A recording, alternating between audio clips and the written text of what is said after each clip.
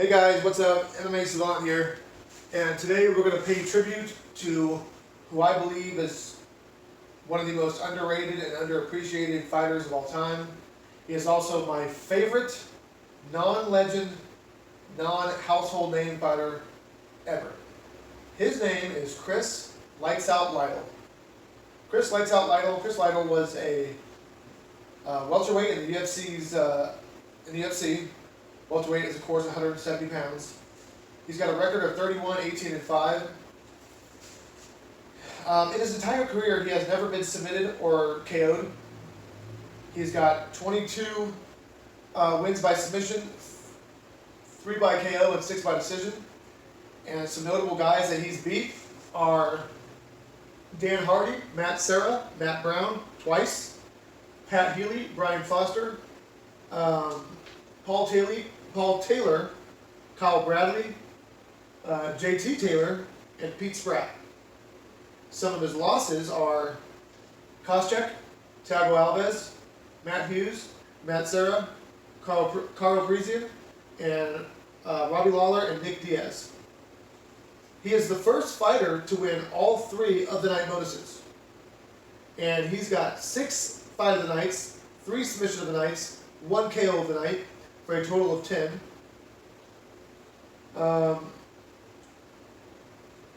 He has never been KO'd or submitted. He was also a professional boxer, going 13-1 with 7 KOs, and he's 3-0 BKFC, Bare Knuckle Fighting Championship. And he did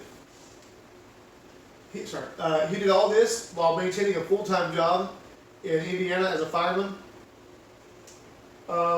Now, what makes Chris Lytle so special to me is he's never put on a gi before, according to him. According to an interview I saw a few years ago, he never wore a gi. But everybody always says he's a black belt because of how good he is on the ground. But he's not actually a black belt. He doesn't even have a belt at all. He just understands the fundamental nuances of jiu-jitsu. Pay very special attention to his second fight with Matt Brown. In his second fight with Matt Brown, Chris Lytle has Matt on the mat, and he's in full mount. Chris Lytle leaves full mount, a very dominant position in grappling and jiu-jitsu and MMA. Like, that's where you want to be. He chooses to jump off full mount, and in one motion, basically, he jumps into an inverted mounted leg triangle in sequence or combination with a straight armbar. Now, there are several kinds of black belts. There are your Damian Maia, your Nick Diaz, now this is the majority of black belts. They came in, and on the very first day they put a gi on, and they went up the rankings. And they did well, they got promoted. That's your ideal black belt. Then there are your guys who, I'm going to say this, I don't mean it to sound disparaging or derogatory.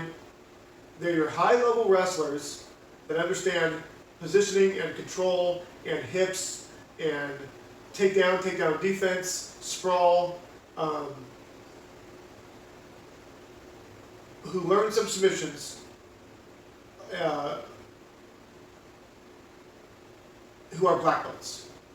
And I don't mean that in a derogatory sense. What I'm talking about is this. Nicky Rodriguez is a blue belt under Renzo Gracie.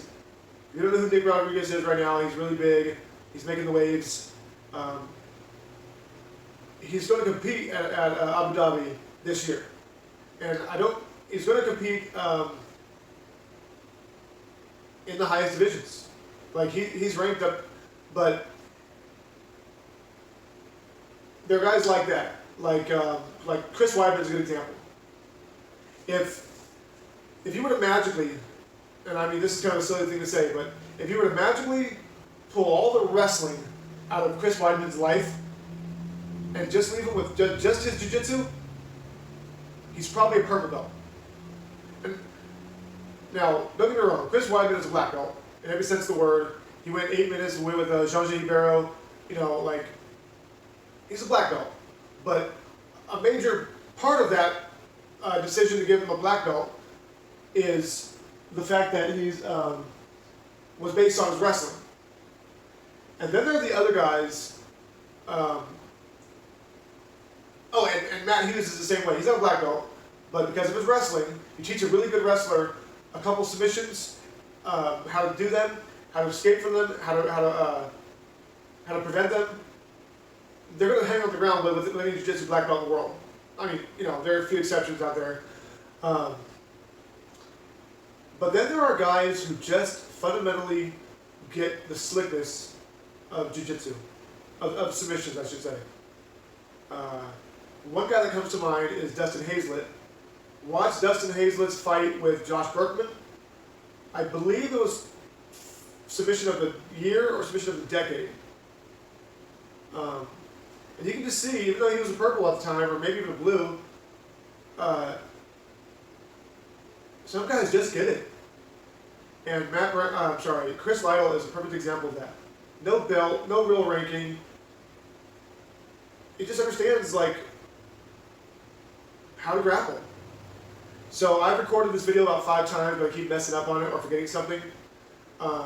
So in summary, 31, 18, and 5, a lot of good wins, losses to big guys, to no names. I believe Chris Lytle is the best fighter to never hold a title. Well, you know, one of the best. You know, Chad Mendez is up there, Nate Diaz is up there. I mean, he's one of the best. But I've wanted to do a tribute video to Chris Lytle for a very long time. I finally decided to do it. I wish I knew how to like post graphics and stuff. I would have more for you guys. But Chris Lytle is one of the best to ever do it, and he did it all while maintaining a full-time job as a fireman. And he made MMA so much fun to watch. And if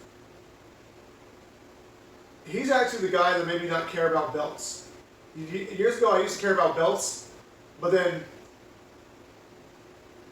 like, I knew as the years went on that I don't need a belt because I could walk into a gym, put a gi on or no gi, and hang with your purples and your browns. You know, I rarely do well against a black belt, but your purple belts, you know, if myself and another purple of my own age and size we go. It's fairly even. I might get a tap, I might get a tap, we'll go again. It's pretty equal. But Chris Lytle was the guy that made me not even care about that anymore because I knew in my mind that I had it, you know. So I just wanted to pay special tribute to him. I hold Chris Lytle in very high regard. You know, he's just one of the best, most talented, most diverse guys ever. And I'm going to start doing a tribute to different fighters or personalities in mixed martial arts because without mixed martial arts, I wouldn't watch anything. I don't like sports. I don't like boxing. It's too corrupt for me. I respect it because it's very difficult to do. Like, I respect it, but there's always something behind the scenes that you learn about after, where there's some collusion. There's always something going on with boxing. It's too corrupt. I don't want any part of it, and I'm not really into. I sometimes watch amateur wrestling, but I can't watch it for too long because I never did it. And, you know, anyway, so that's my special tribute to Chris Lytle. Stay tuned. I'm going to do one every single week from now on. And I think next week I'm going to do, I'm probably going to do Yuki Nakai. Yuki Nakai, without his silence and his sacrifice, the sport of mixed martial arts probably wouldn't be around. And I'll tell you the story if you don't already know it next week, if I decide to do him. But guys, that was my tribute. Thanks for watching. This is the MMA Savant, and please subscribe, or please tell me who you want me to focus on next. I do technique videos if you want, but I'm kind of taking a year off to heal up. I got a lot of issues going on. So that's it for me, guys, and I'm out of here.